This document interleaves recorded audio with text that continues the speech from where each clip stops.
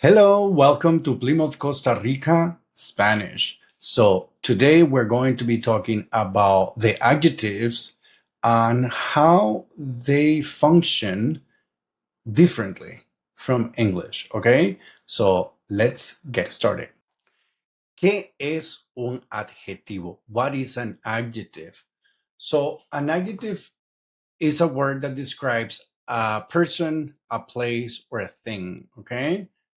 In Spanish, they usually go after the thing or the place or the person that we're describing. This is different and it changes from English to Spanish because in English it's different. It goes before. We have some examples. Personas. Ella es amable. Lugares. Madrid es grande. Cosas. El libro es interesante. Vamos a ver ahora un poco las diferencias entre inglés y español. The differences between English and Spanish when using adjectives. Español versus inglés. Empezamos con posición y género. We're going to start with the position and the gender. In English, the position is before the noun that we are describing. We have these two examples. A big house, big being the adjective, it goes before the word house, and a tall girl. In Spanish, that changes because it goes after. So, el adjetivo va después del sustantivo. Una casa grande, una chica alta. There are some exceptions. For example, bueno, good, malo, bad, big, that sometimes they go before the noun. But those are exceptions, just as in Spanish, there are a lot, right?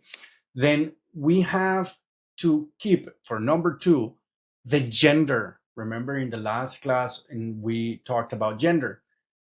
In this case, in English, it's great because they don't change. It doesn't matter if you're talking about a boy or a girl, you still use the same adjective, a tall girl or a tall boy.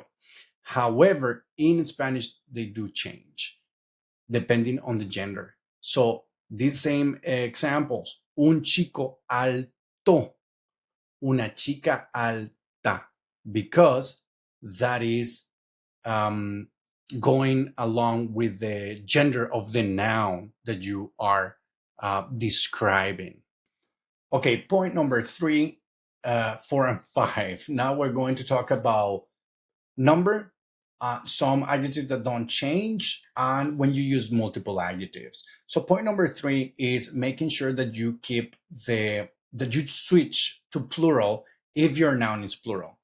In English, that doesn't happen. You just say tall boy or tall boys. Tall remains the same, which is great. That's why English is great. But in Spanish, it's different. In Spanish, if you use your noun in a plural form, then you have to change your adjective or adjectives that you're going to use to describe that in plural form as well.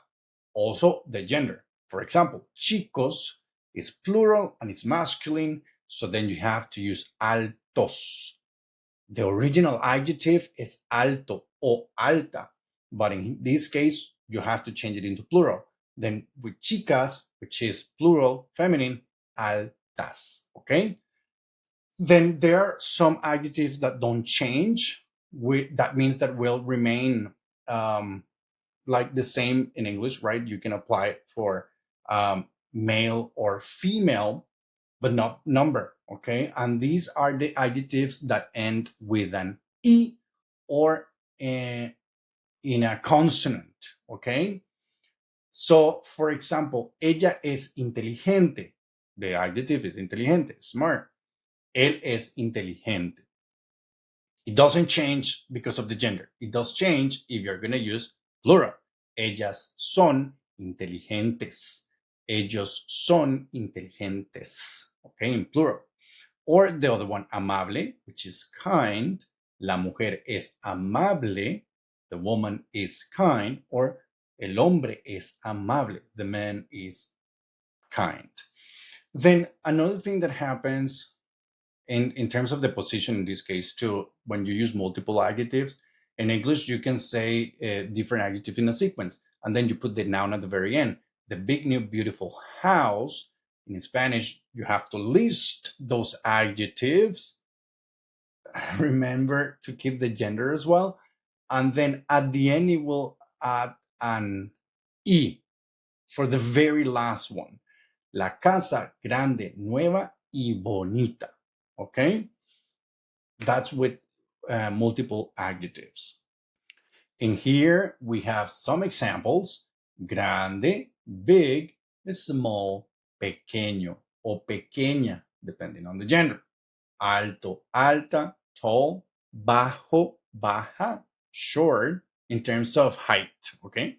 Amable, which can be friendly or kind. Bonito, bonita, pretty or nice.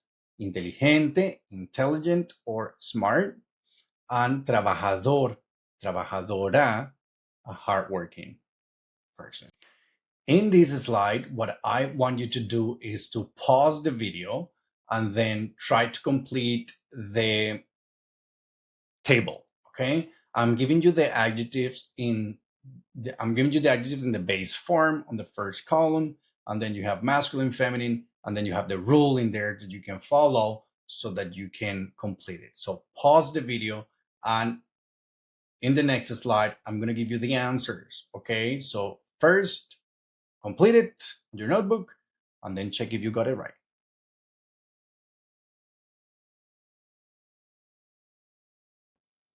Now, because we have been talking in the previous classes about the verb ser, so I want to give you some examples on how you can use these two mixed, okay? Because we use adjectives to describe things, so then we use the verb ser. For example, and I'm going to read in here, usamos el verbo ser para describir características permanentes o generales. We use the verb ser to describe permanent characteristics or general characteristics.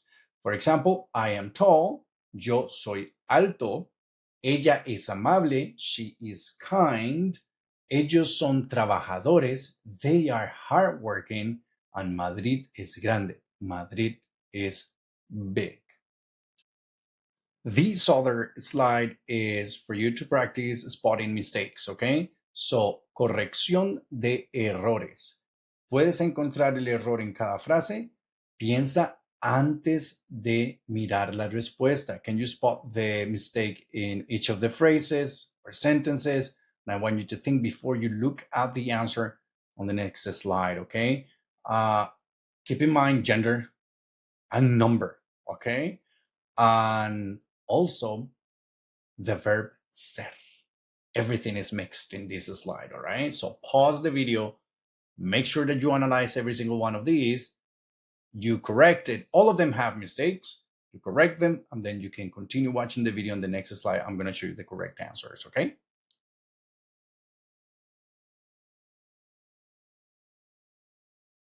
So that's everything for this video. I hope that you got to understand it. Now, your following assignment is to complete the interactive activities on Plimgrid. And if you have any questions, remember that you can send me a message on the platform and I'll be more than happy to answer any questions you may have. Así que nos vemos en clase. Hasta luego.